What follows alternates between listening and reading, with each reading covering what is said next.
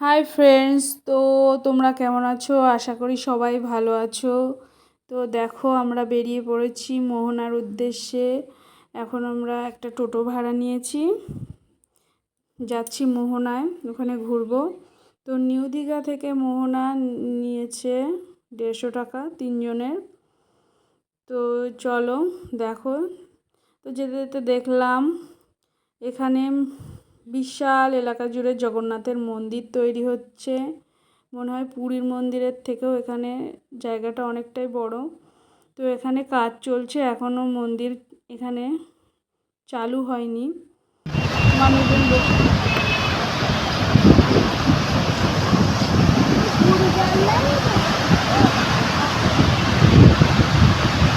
তো আমরা পৌঁছে গেলাম মোহনায়। এখানে একটু মাছ বাজারটা ঘুরে দেখব, কারণ এখানে প্রচুর প্রচুর মাছ ওঠে। তো দেখো এখানে লবস্টারগুলো কত সুন্দরভাবে সাজানো আছে, চলো দেখি।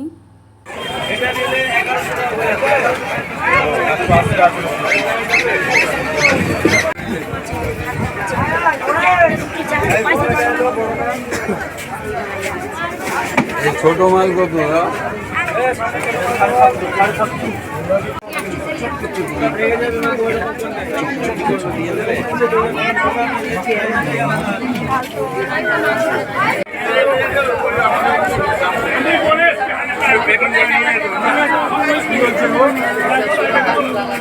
এখানে এগুলো শুটকি মাছ, এগুলো বিভিন্ন ধরনের শুটকি মাছ আছে। এখানে চিংড়ি, লোটে, মৌরলা, ইলিশ, পমফ্রেট, সমস্ত রকমেরই শুটকি আছে।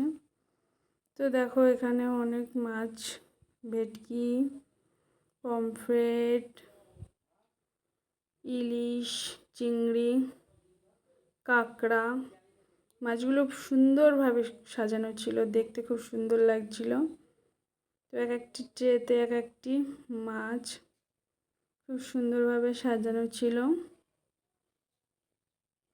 তো আমরা এখান থেকে কোনো মাছই নিইনি, কারণ এখানে মাছের যা দাম, আমাদের ওখানেও তো একই দাম, ওই জন্য কোনো মাছ নেওয়া হয়নি। শুধু দেখছিলাম, দেখতেই মন ভরে যাচ্ছিল। দেখো কত সুন্দরভাবে সাজানো। অক্টোপাসগুলো মরে পড়ে আছে দেখো। ইলিশের সাইজগুলো কিন্তু খুব দারুণ ছিল। আমাদের এলাকায় এরকম সাইজের ইলিশ খুব একটা পাওয়া যায় না। এখানে বিভিন্ন ধরনের চিংড়ি সাজানো ছিল এক একটি ট্রেতে। তবে এখানে শঙ্কর মাছগুলো ছোট, এত ছোট যে সমুদ্রে এত ছোট শঙ্কর মাছ খুব একটা বড় মাছ দেখতে পাইনি। পমফ্রেটগুলো সাজানো দেখো কত সুন্দর করে।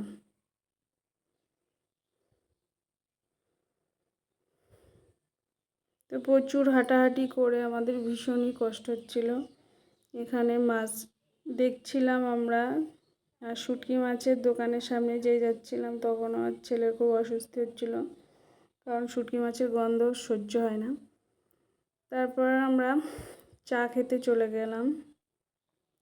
সকালবেলা এসেছি, ভীষণই খিদে পেয়েছিল। এরপর আমরা ফিরে যাচ্ছি হোটেলে। তো চলো দেখো এখানের অবস্থা দেখো। আমার ছেলে যেখানেই যাবে তোর একটা করে গাড়ি চাই, ওর সকালে একটা গাড়ি চাই, বিকেলে একটা গাড়ি। তো চারিদিকের দৃশ্য উপভোগ করতে করতে আমরা টোটোতে করে ফিরছিলাম। তো সকাল সকাল খুব হাঁটাহাঁটি করার জন্য আমাদের ভীষণই খিদে পেয়েছিল, তাই ফিরে এসে খেয়ে নিলাম গরম গরম কচুরি আর ঘুগনি। দেখা হচ্ছে পরের ভিডিওয়ে। টাটা।